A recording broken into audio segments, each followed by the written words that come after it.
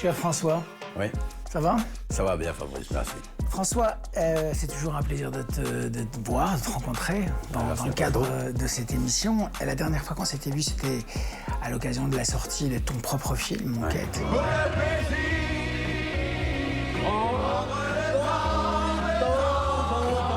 Depuis, t'enchaînes les films.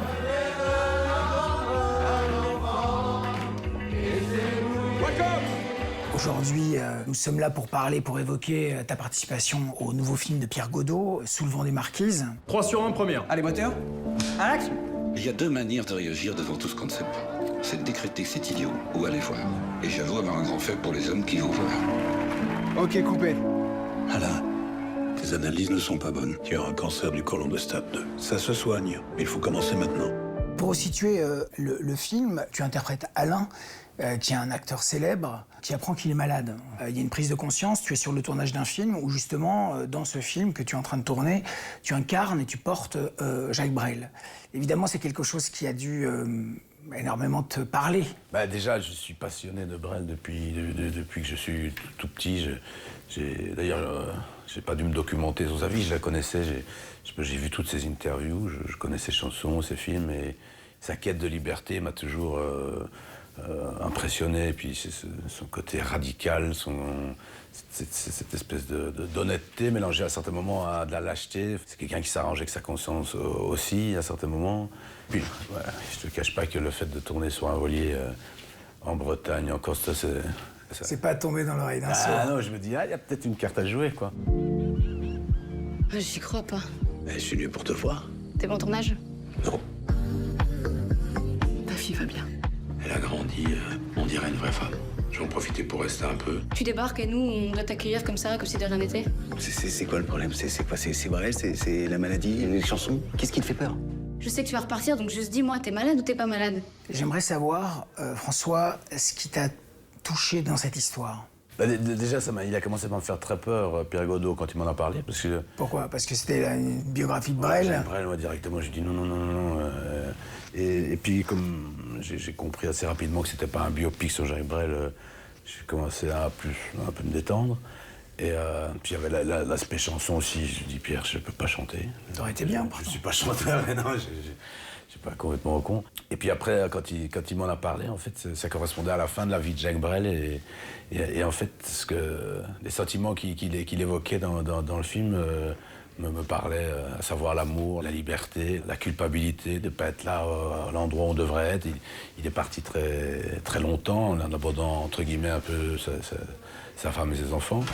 On n'a pas évoqué le personnage de la fille, de Lou, Mais tu fais quoi, là? Je t'accompagne. qui est porté par Salomé de Walz. Tu me laisses conduire? Tu m'avais dit qu'on serait que tous les deux. Tu voulais m'avoir pour toi toute seule? Merci. Si vous saviez comme je vous admire. Tu te donnes toujours aux autres, mais moi, qu'est-ce qui me reste? Dis-moi, qu'est-ce qui me restera de toi? Il y a une semaine, t'étais pas malade, et là... Regarde-toi.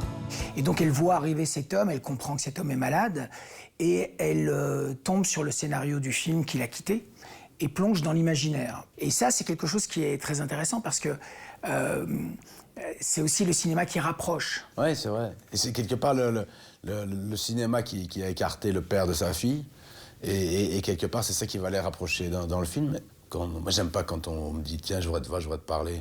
C'est pas le meilleur moyen de m'attraper. Tandis que quand on arrive à se rejoindre par quoi que ce soit, ça peut être une partie de sport ou un film ou quoi que ce soit, hein. Parce que là, on peut échanger, quoi. Et ici, c'est quelque part à travers le cinéma qui les a éloignés, qui se retrouvent. Moi, j'ai envie de passer du temps avec toi, pas avec Brel. Mais Brel, c'est moi. Enfin, je joue. De toute façon, je sais faire que ça. Pas grand-chose, finalement. Mais pas grand-chose, c'est déjà mieux que rien. Qu'est-ce que ce film, en fait, t'a apporté, François, ici? Est-ce que tu ressors différent? Le fait de parfois s'arranger avec sa conscience. Moi, je me dis souvent que j'aime pas tricher par rapport à moi-même. Mais c'est vrai que je triche quand même par rapport à moi-même. Mais on triche tous. Ouais. Sinon, je pense que c'est la vie est extrêmement compliquée aussi, hein. Je veux dire, moi, je me rappelle avoir ma grand-mère qui disait, à l'âge que j'ai, je dis ce que je pense. Et je lui dis, bon, maman, si tu dis ce que tu penses, tu vas te retrouver toute seule. Je me sens proche de Brel dans certaines phrases, ou du moins elle m'encourage à certains moments de ma vie où je me dis il faut y aller. Quand il dit il est urgent d'être imprudent, ça me parle. T'as des enfants? Oui, bien sûr. J'ai une ravissante fille que je vois trop peu. Tu fais beaucoup de voile. Est-ce que ça te procure autant de plaisir que le cinéma à la voile? Ben, dans le cinéma, par définition, on n'est pas très libre, en fait. Hein. Et ce que j'aime dans la voile, c'est Tu penses ça vraiment qu'on n'est pas très libre dans le cinéma? En fait, je me sens libre avant.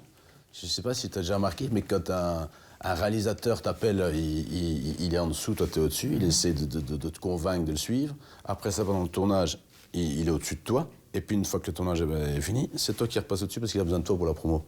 Ouais, ça peut être une collaboration toute simple aussi. Hein. Oui, mais bien sûr. Mais moi, j'aime bien les rapports authentiques, mais tu sais, dans le mot cinéma, il y a le mot... Bien sûr, tu tournes beaucoup. Cinéma, hein. Voilà. Franchement, ça fait du bien parfois de faire un peu de voilier. Voilà. Est-ce que tu te vois à un moment donné faire le grand voyage comme Brel, aller jusqu'en Polynésie Ouais, j'aimerais bien, j'en rêve. Mais je sens que c'est vers ça que je vais, quoi. Je vais encore faire quelques films et puis mettre les voiles. Merci François. C'est moi qui te remercie. Plaisir partagé. Et comment va la planète cinéma en ce début d'année? Entre folie meurtrière et espionnage douteux, elle affiche une certaine fragilité que les stars du 7e art incarnent avec tout le talent qu'on leur connaît. I certainly hope you dance as well as you dress. There's only one way to find out.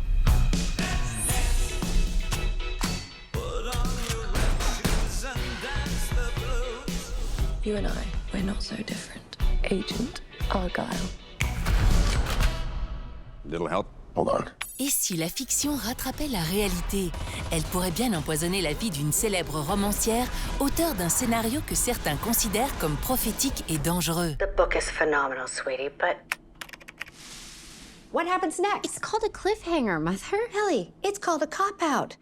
Une chasse à la femme haletante s'annonce, orchestrée par Matthew Vaughn, le metteur en scène de la trilogie des Kingsmen.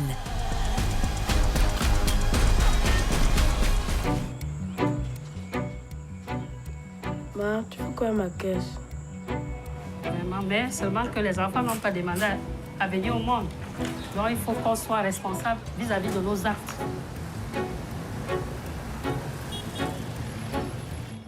Yes, big non meeting président.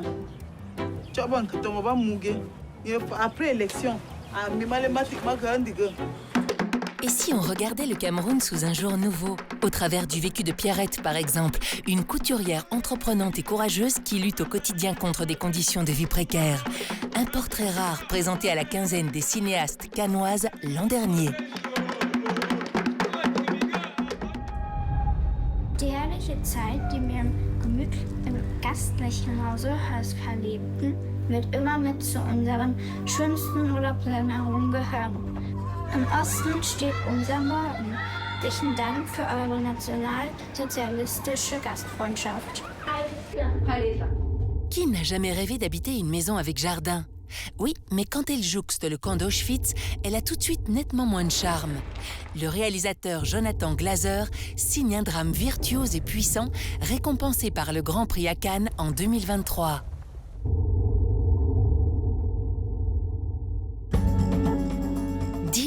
Et plus de 48 000 spectateurs. À Ostende, il n'y a pas que les promenades sur la digue qui attirent les visiteurs. Il y a aussi un prestigieux festival qui démarre ce 26 janvier. L'occasion pour les cinéphiles de tous bords de fêter cette nouvelle année dédiée à James Ensor, célèbre citoyen de la ville.